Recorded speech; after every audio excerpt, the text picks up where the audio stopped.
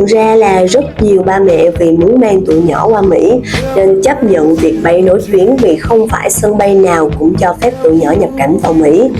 Vì vậy, bên cạnh chọn được hãng bay phù hợp từ Việt Nam đi Mỹ, thì rất nhiều ba mẹ quan tâm đến các hãng bay nội địa Mỹ.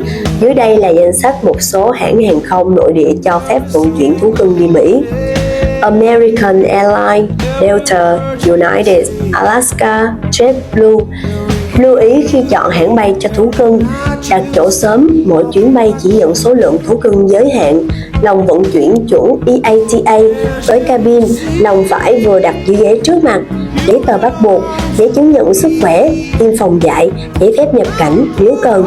Nhỏ với bé cưng to hoặc không đủ điều kiện bay cabin, ba mẹ nên chọn dịch vụ cargo chuyên dụng để an toàn hơn. Có bất kỳ câu hỏi nào ba mẹ đừng ngần ngại comment bên dưới để Helen giải đáp cho mình nha.